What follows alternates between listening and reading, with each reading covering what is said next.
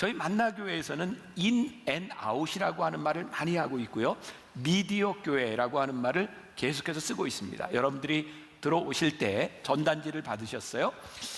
우리가 다른 교회 가서 좀 도와주고 함께 예배 드릴 수 있는 교회 명단, 그리고 자그마한 명함같이 된 부분은 우리 교회 미디어 교회를 여러분들이 소개하고 전도할 수 있도록 여러분들에게 나누어 드렸습니다. 잘 활용하시면 됩니다. 제가 언젠가 한번 그런 설교를 했던 적이 있습니다. 세상에 없던 교회를 꿈꾼다. 제가 창립기념일에 그런 설교를 했어요. 우리 만나교회가 세상에 없던 교회, 근데 그것은 진짜 없었던 교회가 아니라 사실은 초대교회에 있었던 교회의 본래의 모습을 우리가 좀 회복하자, 이런 의도를 가지고 있었어요. 저희 교회에서는 또 레디컬이라고 하는 말을 많이 사용하고 있죠. 익숙해지셨을 거예요. 레디컬이라고 하는 말이 과격한이라고 하는 말의 의미보다 우리는 본래적인 근본적인 교회의 모습은 무엇인가, 이런 의미, 뿌리에 대한 의미를 가지고 있다는 것을 제가 여러 번 설명을 했습니다. 2000년 기독교 역사를 통해 보면요, 기독교의 본질로 돌아가려고 했던, 뿌리를 찾으려고 했던 시도들은 예외 없이 순환과 고난을 받습니다. 그 대표적인 예 가운데 하나가 바로 종교개혁이죠. 종교개혁을 시도했던 많은 사람들은 이렇게 얘기했습니다. 말씀으로 돌아가자. 아주 이게 기본적인 이야기인데 그 이야기를 한 것으로 인하여 많은 사람들이 죽임을 당합니다. 그러고 보니 우리가 본질적으로 교회의 모습을 회복하자라고 이야기할 때 핍박과 순교가 있었던 것은 기독교 역사에서 우리들에게 보여주는 일인 것 같아요. 저는 쉐인 클레어본이라고 하는 아주 젊은 목회자를 좋아하는데, 그 사람이 믿음은 행동이 증명한다, 이런 책을 썼습니다. 거기서 쉐인 클레어본이 이런 이야기를 했어요. 우리들이 선행을 하면 칭찬을 받습니다. 그런데 하나님의 말씀대로 살면 핍박을 받습니다. 우리가 하나님의 말씀대로 살아가는 것은 결코 쉬운 일은 아닌 것 같아요. 제가 지난 연말 우리 동산지기들과 함께 대만에 여행을 갔다 왔습니다. 여행의 품격의 50% 이상은 가이드가 좌우하는 것 같아요. 정말 가이드를 잘 만났습니다. 진짜 잘난 척하는 것 빼고는 진짜 퍼펙트한 가이드였어요. 그런데 여행하는 중에 계속 잘난 척을 하니까 동산지기들이 어쩜 우리 목사님을 닮았냐고 계속 이렇게 이야기를 했어요. 어느 정도 잘난 척을 했냐? 대만에 국보급 가이드가 딱 3명 있답니다. 그 중에 자기가 하나래요. 그런데 한 사람은 이미 죽었고 아직 한 사람은 태어나지 않았다. 그런 정도였어요. 제가 그냥 그 이야기를 듣다가, 사실은 이 말씀을 제가 버스 안에서 이렇게 컴퓨터를 보고 있을 때 저에게 그런 생각이 들었어요. 하나님, 저희 교회가 국보급 교회가 되었으면 좋겠습니다. 하나님이 초대교회에 있었고 하나는 아직 오지 않았고 지금 우리 만나교회가 국보급 교회가 되었으면 좋겠습니다. 여러분들 오해하지 마세요. 이것이 어떤 세상적으로 우리들이 잘난 척을 하겠다, 이런 것이 아니라, 하나님, 적어도 우리가 하나님의 말씀대로 살아가려고 하는 우리 성도들이 이 교회를 생각할 때 우리 교회는 너무너무 하나님 앞에 자랑스럽고 복된 교회입니다 라고 말할 수 있는 그런 교회를 우리들이 꿈꾸었으면 좋겠다. 그걸 누가 하는가? 우리 성도들이 함께 만들어가는 거죠. 오늘 흩어지기로 결심하다, 이런 제목으로 말씀을 전하려고 하는데, 오늘 본문 말씀 1절에 이렇게 되어 있어요. 자, 같이 한번 봉독하면 좋을 것 같아요. 자, 시작. 사울은 그가 죽임당함을 마땅히 여기더라. 그날에 예루살렘에 있는 교회에 큰 박해가 있어 사도회에는 다 유대와 사마리아 모든 땅으로 흩어지니라. 지금 요 말씀 때문에 제가 제목을 그렇게 잡은 거예요. 사울은 그가 죽임당함을 마땅히 여기더라. 그게 누구예요? 최초의 순교자였던 스데반의 죽음으로 인하여 교회가 모든 땅으로 흩어지니라 라고 되어 있어요. 자, 여러분들, 우리들이 알고 있는 사도행전을 제가 아주 간단하게 잘 요약을 해드리려고 합니다. 굉장히 중요한 이야기고요. 여러분들이 한번 이것은 머릿속에, 가슴에 탁 넣어두면 말씀을 이해하는데 굉장히 도움이 될 것 같아요. 초대교회의 역사는 사도행전 2장의 성령 강림으로부터 시작됩니다. 우리가 잘 아는 사건이에요. 사도행전 2장 2절부터 4절 같이 봉독합니다. 자, 시작. 호련히 하늘로부터 급하고 강한 바람 같은 소리가 있어 그들의 앉은 온 집에 가득하며 마치 불에 혀처럼 갈라지는 것들이 그들에게 보여 각 사람 위에 하나씩 임하여 있더니 그들이 다 성령이 충만함을 받고 성령이 말하게 하심을 따라 다른 언어들로 말하기를 시작하니라. 자, 우리가 잘 알고 있는 성령 강림 사건이었어요. 성령을 받았는데 지금 어떤 일이 일어났냐면 성령이 말하게 하심을 따라 각기 다른 언어로 이야기하기 시작했어요. 성령 역사에 굉장히 중요한 것이 커뮤니케이션입니다. 여러분, 사도행전 2장 5절에 이런 말씀이 있습니다. 그때 경건한 유대인들이 천하 각국으로부터 와서 예루살렘에 머물러 있더니, 예수님이 십자가에 달리시던 그때 예루살렘에는 경건한 유대인들이 세계에서부터 다 모여 있었습니다. 그 사람들이 어떤 사람인지 아세요? 이스라엘 역사에 보면 이스라엘이, 북이스라엘이 아수르에게 멸망하고 남유다가 바벨로니아에게 멸망해서 포로로 많이 끌려갔습니다. 그런데 페르시아, 성경에는 바사라고 되어 있는데 바사가 온 나라를 통일하면서 이미 끌려왔던 이스라엘 백성들, 그 포로들에게 굉장히 포용, 관용 정책을 씁니다. 너희들 돌아갈 사람은 돌아가라 라고 하는데 그 땅에 남아 사는 게 괜찮았어요. 그때부터 디아스포라, 흩어진 유대인들이 생겼습니다. 수백 년의 시간이 흘러가면서 예수님이 십자가에 달리시던 그 당시에 예루살렘에 경건한 유대인들이 모였는데 어떤 문제가 생겼냐면 그들이 유대인이고 경건한 사람들이었지만 수백 년을 이방에서 살면서 언어를 잃어버렸어요. 그들은 그들의 언어를 이야기하고 있었습니다. 성령이 불이 혀같이 갈라지는 일이 일어나면서 제자들이 어떤 말을 하기 시작하냐면 그들의 언어로 이야기하기 시작했고 그들의 언어로 복음을 전하기 시작했어요. 그래서 지금 이 성령이 강림하면서 이게 큰 구경거리가 생겼는데 그 사람들에게 제자들이 복음을 전합니다. 자, 사도행전 2장 14절. 베드로가 11사도와 함께 서서 소리를 높여 이르되 유대인들과 예루살렘에 사는 모든 사람들아, 이 일을 너희로 알게 할 것이니 내 말에 귀를 기울이라. 자, 지금 어떤 일이 일어나고 있냐면 베드로가 이렇게 복음을 전하고 있는데 그들이 어떤 말로 알아들어요? 그들의 언어로 알아듣고 있습니다. 성령 강림의 아주 중요한 사건은요, 그들이 복음을 전할 수 있도록 사도들이 그들의 언어로 이야기하고 그들의 언어로 듣기 시작한 일이었어요. 자, 여기까지 지금 다 따라오고 계시죠? 이거 손님들이 많아서 그러나 따라오고 계시죠? 네, 자, 어떤 일이 일어나는가? 사도행전 2장 41절 같이 봅니다. 시작. 그 말을 받은 사람들은 세례를 받음에 이날에 신도의 수가 3,000이나 더하더라. 마가의 다락방에 있던 소수의 사람들이 성령을 경험하고 그들이 복음을 전하기 시작했을 때 이날에 복음을 받아들이고 예수 믿는 사람이 몇 명이 됐다고요? 3,000명이나 더하더라. 이건 교회 역사상 굉장히 놀라운 부흥의 역사가 여기에서 일어나고 있었던 거예요. 그리고 그렇게 부흥의 역사를 통해 모여진 교회가, 초대교회가 아주 모범적인 교회의 모습을 보입니다. 자, 같이 봅니다. 사도행전 2장 42절과 43절. 자, 시작. 그들이 사도의 가르침을 받아 서로 교제하고 떡을 떼며 오로지 기도하기를 힘쓰니라. 사람마다 두려워하는데 사도들로 말미암아 기사와 표적이 많이 나타나니. 놀라운 기적들이 일어나기 시작했어요. 그리고 성경에는 사도행전 3장에 그 기적의 구체적인 사건이 처음 등장합니다. 사도행전 3장 1절부터 10절까지의 성전 미문 앞에서 구걸하고 있던 안진뱅이를 일으키신 사건, 그거 알죠? 알죠? 네. 사도행전 3장에서 그 구체적인 사건이 나오는데요.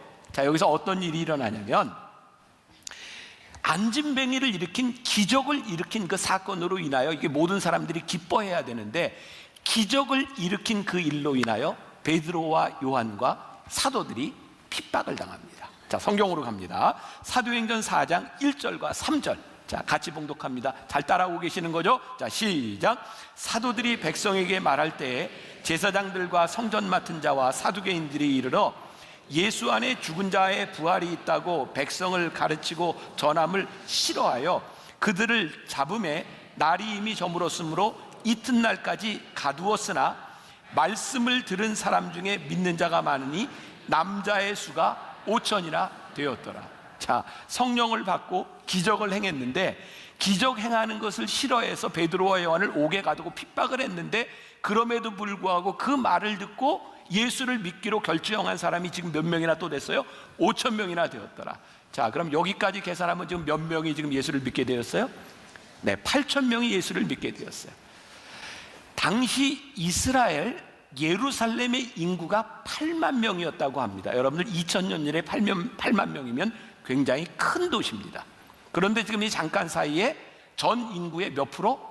8천 명이니까 10%나 되는 사람이 예수를 믿게 되었어요. 엄청난 부흥의 역사였어요. 자, 그래서 제자들이 이렇게 엄청난 폭발적인 부흥을 자기들만 가지고 목회를 할 수가 없는 거예요. 그래서 성경에 나와 있는 유명한 사건이 있죠. 7 집사를 세웠어요. 자, 저는 오늘 이거를 우리 권사를 세운 일과 우리들이 조금 같이 연결을 시켜볼 수도 있을 것 같아요. 목회자 혼자 할 수가 없어요.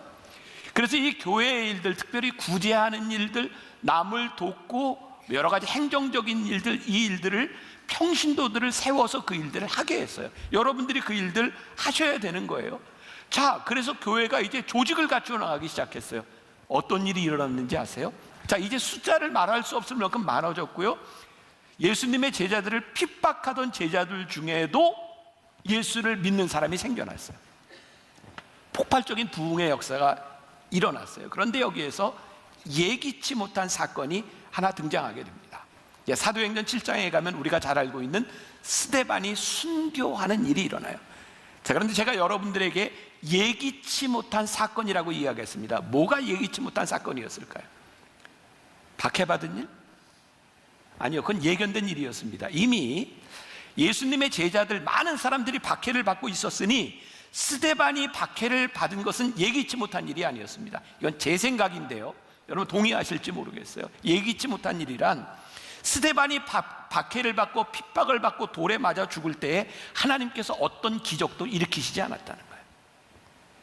지금 이렇게 놀라운 기적의 시대에 안진뱅이가 일어나고 하나님이 놀라운 기적을 일으키시던 이 시대에 우리들이 기대할 수 있는 것은 뭐냐면 그들이 돌을 던질 때 하나님이 보호해 주셔야 맞아요. 돌에 맞고도 죽지 않아야 맞습니다. 왜? 기적과 같은 사건이 일어나야 되는 거예요. 그러니까 저는 여기서 예상치 못한 일이 일어났던 것은 그들이 핍박을 받은 일이 아니라 핍박을 받으며 첫 번째 순교자가 나왔다는 거예요. 우리가 이렇게 예수 잘 믿고 말씀대로 살아가고 교회가 부흥하고 있는데 하나님이 그 교회를 기적적으로 보호해 주신 것이 아니라 거기에 돌에 맞아 죽는 첫 번째 순교자가 나왔어요. 그들은 자의적으로 흩어진 것이 아니라 누군가에 의해 흩어졌습니다. 첫 번째는 이렇게 생각할 수 있겠죠. 박해 때문에 흩어졌다. 그러나 그 박해 가운데서 그들을 보호하지 않으시고 그들을 순교하게 하신 그 일을 그대로 내버려 두셨던 하나님께서 그들을 흩으셨다. 저는 두 가지로 같이 봅니다. 어쩌면 지금 하나님께서 이들을 세상으로 흩으셨던 이 일들은 박해라고 하는 사건이 있었지만 이것이 하나님의 계획 때문에 있었던 일은 아니었을까? 그리고 바로 이어서 사도행전은 어떤 이야기가 나오고 있냐면 빌립이 전도하는 이야기가 나오고 있습니다.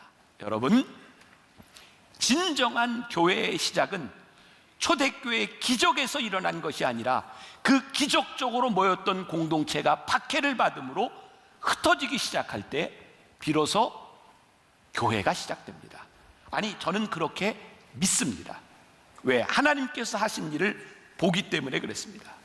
교회는 우리가 분명히 알아야 되는 것이 모이는 것으로 끝나는 공동체가 아니라 모인 사람들이 흩어지기 시작할 때 진정한 공동체가 됩니다. 자, 여러분들에게 제가 다시 말씀드립니다. 여러분, 우리가 모여야 흩어질 수 있습니다. 그러니까 교회가 모이는 공동체라고 하는 것은 잘못된 것이 아닙니다. 우리가 오늘 여기서 모여서 예배드리는 것은 하나도 잘못된 것이 아닙니다. 그러나 여기에서 머물러만 있는 것은 잘못된 일입니다. 그래서 교회의 목적은 모여진 우리가 어떻게 흩어지는가에 있습니다. 왜? 초대교회의 역사를 통해서 하나님이 그것을 보여주고 계세요. 제가 언젠가 그런 말씀을 여러분들에게 드린 적이 있습니다. 이 말씀을 보면서 저에게 찾아온 두려움이었어요.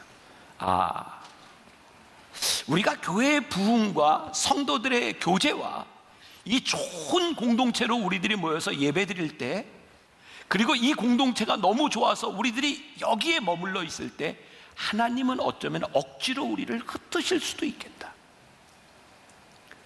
그래서 제가 가끔 하는 말이죠. 좋은 말로 할 때 듣는 게 좋겠다.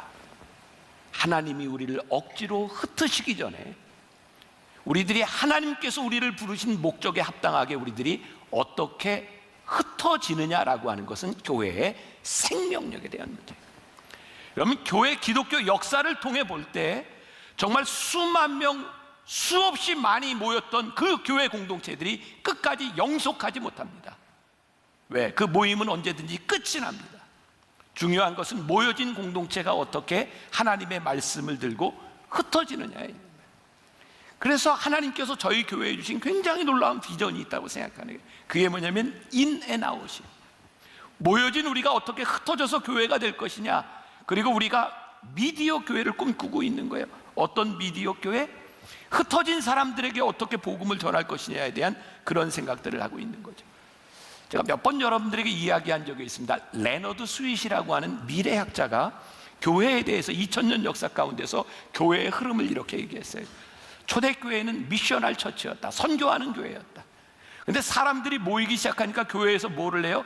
미니스트를 냈어요. 교인들을 이렇게 관리하는 일들을 냈어요. 그래서 건물이 필요해서 교회를 짓기 시작했어요. 교회를 짓고 나면 이제 교회를 메인터넌스 해야 됩니다. 망가진 거 고쳐야 되고, 그리고 좁으면 더 넓혀야 되고, 그렇게 교회를 메인터넌스 하다가 유럽의 교회들이 어떻게 되었는가? 다 뮤지엄이 되어버렸어요. 사람들이 유럽을 여행하며 그 큰 교회를 보면 뭐라고 이야기하는지 아십니까? 옛날에 여기 사람이 꽉 찼었대.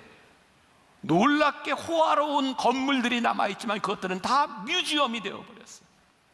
그래서 레너드 스윗이라는 사람이 이렇게 얘기합니다. 교회의 생명력은 우리들이 어떻게 다시 미셔널 처치, 선교적 교회로 돌아갈 것이냐에 있다. 우리들이 여기에 모여있는 것이 중요한 것이 아니라 우리들이 선교적 교회로 우리들이 어떻게 흩어질 수 있을 때 교회의 생명력은 끝까지 남아있는 것이다. 저는 어쩌면 우리 교회에서 지금 인 앤 아웃, MMP 교회, 미디어 처치 하는 이런 이야기들을 하는 것은 우리 교회의 생명력에 대한 이야기이기도 합니다. 인 앤 아웃, 여러분들에게 이야기를 하면서 인 앤 아웃은 모여진 공동체가 어떻게 흩어질까에 대한 이야기고요. 미디어 교회는 흩어져 있는 사람들에게 우리들이 어떻게 예배 공동체로 같이 가서 그들로 하여금 다시 우리들에게 돌아올 수 있도록 하느냐에 대한 부분이에요. 그래서 여러분들에게 설문을 하나 물었죠. 혹시 우리 주변에서 잠시 신앙생활을 중단한 가족, 친구, 동료, 이웃이 있다 없다 물어봤더니요, 83.8%나 되는 사람이 우리 주변에 신앙생활을 하다 중단한 사람들이 있대요. 믿음의 공동체에서 떨어진 사람들입니다. 그 사람들에게 우리들이 어떻게 복음을 전할 것이냐, 그래서 여러분들에게 그 명함을 만들어 드린 거예요. 그들에게 떨어져 있지만, 교회에 실망하고 흩어져 있지만 여러분들이 어떻게 이 말씀을 들으며 어떻게 복음에 접할 것인가, 여러분들이 생명력 있게 움직이고 인 앤 아웃하고 말씀을 전하는 사람이 되라는 거예요. 저는 오늘 한국 교회에, 그리고 우리 교인들에게 쓴소리가 필요한 그런 시대를 살아가고 있다고 생각이 돼요. 자, 여기 이제 OX 들 차례입니다. 우리 지금 한국 교회가 올바른 방향으로 가고 있다, O. 한국 교회가 지금 잘못 가고 있다, X. 자, OX 들어보세요. 네, 어이구, 그냥 다수가 X네요. 그래요. 우리들 마음 가운데 참 안타까운 게 이 교회가, 아니 한국 교회가 올바른 방향으로 가고 있지 못하다는 생각이 들어요. 하나 더 물어보겠습니다. 지금 이 상황 가운데서 한국 교회를 향한 쓴소리가 필요하다, O. 쓴소리는 하지 마라, X. 어휴, 다 X 둘이고 다 O를 들으셨네. 됐어요. 제가 오늘 쓴소리를 좀 하려고 합니다. 제가 2019년 말 조선일보의 주말의 리포트라고 하는 신문을 보다 보니까 꼰대와 멘토의 차이가 나와 있더라고요. 심지어는 BBC에서 이날의 단어로 꼰대, 저렇게 KKONDA, 꼰대라는 말을 소개했습니다. 저기에 나이가 좀 많은 사람 중에 늘 내가 옳다고 생각하는 것을 한국 사람들은 꼰대라고 부른다. 그래서 BBC에 그대로 꼰대라는 말로 등록이 되어 있습니다. 여러분 혹시 이런 말 들어보셨어요? 라떼이지 호르스. 이 얘기를 못 들어본 분들은 되게 꼰대일 확률이 많습니다. 젊은 사람들이 굉장히 많이 쓰는 얘기예요. 라떼는 말이야, 라떼는 말이야. 그거를 젊은이들이, 어른들이 못 알아듣도 라떼는 말이야, 그거를 라떼 is horse, 자기들끼리 이렇게 얘기합니다. 이것도 이해가 안 되면 진짜 꼰대입니다. 할 수 없어요. 이건 뭐 방법이 없습니다. 일반적으로 50대 남자 중에 꼰대가 제일 많다고 합니다. 제가 이 이야기를 듣고 우리 목회자들에게 얘기하는 게 굉장히 조심스러워요. 저도 라떼는 말이야, 이런 얘기를 종종 하기 때문에 이거 내가 꼰대가 아닌가, 그래서 주저할 때가 많습니다. 여러분, 우리 한국 교회의 가장 큰 문제는 꼰대입니다. 많은 우리의 신앙의 선배들이 70년대, 80년대 부흥의 역사를 꿈꾸고 그때를 기억하면서 우리 때는 말이야, 나 때는 말이야 라고 이야기를 합니다. 그런데요, 여러분, 꼰대와 멘토의 차이들을 이야기하면서 그렇게 물었습니다. 20, 30대 2,000명에게 물었습니다. 꼰대, 그리고 멘토, 너희들에게 뭐가 필요하냐라고 이야기했더니 꼰대는 싫지만 멘토가 필요하다라고 하는 사람이 70%에 이르렀습니다. 그리고 또 이렇게 얘기합니다. 꼰대는 무엇인가? 꼰대는 과거의 경험만을 이야기하는 사람이고 멘토는 미래를 말하는 사람이 멘토다. 그리고 꼰대는 상대방에 대하여 귀를 기울이지 않지만 멘토는 귀를 기울이고 그들의 길을 제시하는 것이 멘토다. 제가 굉장히 건방지고 시건방지고 이거 교만하다고 생각할지 모르지만 하나님, 저희 교회가 이 시대에 멘토의 역할을 했으면 좋겠습니다. 지금 한국 교회가 무언가 잘못 가고 있다고 생각하는 이 시대에 우리 젊은이들에게, 이 교회에게 우리 교회가 어떤 역할을 해야 할까요?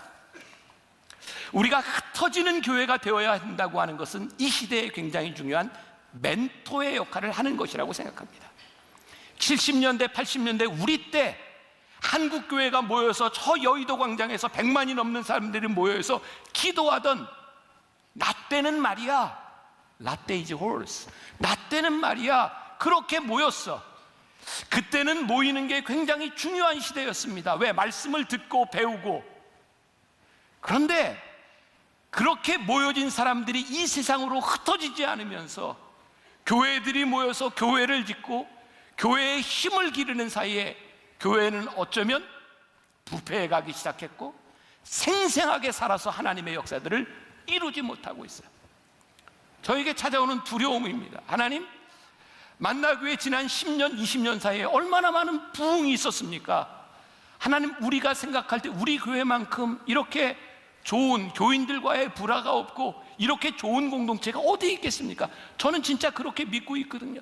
이렇게 좋은 교회가 어디 있겠습니까? 그런데 이렇게 좋은 교회로 머물러 있을 때에 그것이 얼마나 두려운 일인지 아는가? 우리들이 어떻게 이 말씀을 가지고 흩어지는 공동체가 될 수 있는가라고 하는 것은 아주 중요한 일이죠. 제가 우리 목회자들에게 이렇게 이야기하며 라떼는 말이야, 이런 원칙이 있었어 라고 하는 건데 이게 꼰대가 아니고 멘토가 되기를 바라는데 여러분들에게 이런 이야기를 하고 싶어요. 우리들이 신앙생활을 하고 믿음의 공동체를 이루는데 어쩔 수 없는 일이란 없다. 이걸 좀 우리들이 머릿속에 새기고 살았으면 좋겠다. 여러분들이 하고 있는 일들이 어쩔 수 없는 일이 아니었으면 좋겠다. 내가 권사가 되었으니 어쩔 수 없이 흩어지는 일들, 내가 권사가 되었으니 어쩔 수 없이 하는 일들이 아니었으면 좋겠다. 여러분, 세상 사람들도요, 우리들이 흔히 이야기하는 성공하는 인생을 살아가기 위해서 자기들의 시간 관리를 철저히 합니다. 제가 위클리 비즈에서 보았던 짐 콜린스라고 하는 좋은 기업을 넘어 위대한 기업으로라고 하는 책을 쓴 짐 콜린스는 자기의 삶에서 시간 관리를 이렇게 한답니다. 나는 창조적인 일에 50%를 쓰고 가르치는 일에 30%를 쓰고 어쨌든 해야 될 일 20%를 균형을 맞추기 위해서 살아간다. 제가 특별히 권사된 그리고 2020년을 살아가는 여러분들에게 이런 말씀을 드리고 싶어요. 여러분, 우리의 신앙이, 우리의 믿음이, 우리의 교회 사역이 어쩔 수 없이 끌려다니거나 밀려나는 일들이 아니라 여러분들이 해야 되는 일들이 무엇인가가 분명히 우리들에게 들어와야 돼요. 그래서 두 번째 원칙을 이야기한다면 때론 우리의 머리가 아니라 우리의 가슴으로 해야 되는 일들이 있는 거예요.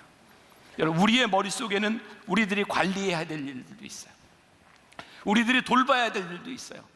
그런데 우리들이 하나님의 사람으로 우리들이 올바른 사역을 하며 살아가기 위해서는 하나님께서 우리의 가슴을 뛰게 하는 일들에 우리들이 움직일 수 있는 사람들이 되었으면 좋겠어요.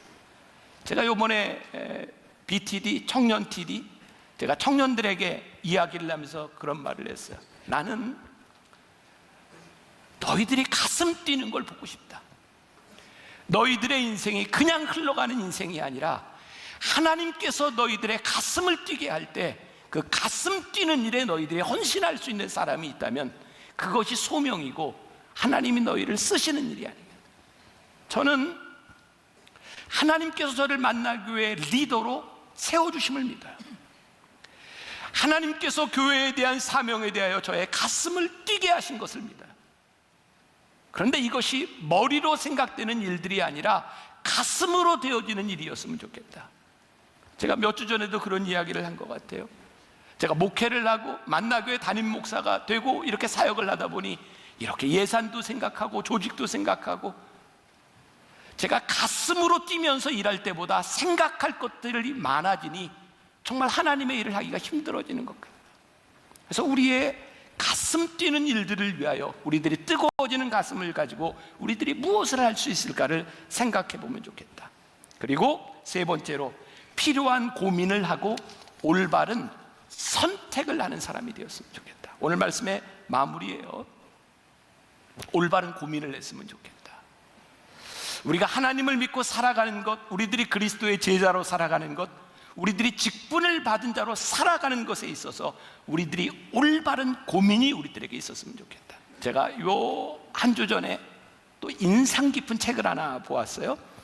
디트리 보네포의, 제가 이전에 보았던 책은 성도의 공동생활이었는데 이번에는 나를 따르라 라고 하는 책이었어요. 이 책에 보면 하나님의 백성으로 주님을 믿고 살아가는 우리들에게 두 가지 은혜가 있다고 말합니다. 하나는 값싼 은혜가 있고 또 하나는 값비싼 은혜가 있습니다. 자, 한번 잘 듣고 한번 OX를 한번 해줘 보세요. 조금 말이 어려울 수도 있는데 여러분들이 받은 은혜를 생각해 보세요. 나는 하나님 앞에 거저받은 은혜로 살아간다. O. 나는 값비싼 은혜를 경험하고 살아간다. X. 자, 좀 싼 은혜와 비싼 은혜. 싼 은혜 O, 조금 비싼 은혜 X. 자, 되게 어렵다. 네. 이게 OX가 좀 갈라지네요. 자, 이게 갈라지는 게 맞습니다. 제가 오늘 여러분들 결론적으로 좀 이 이야기를 하려고 해요.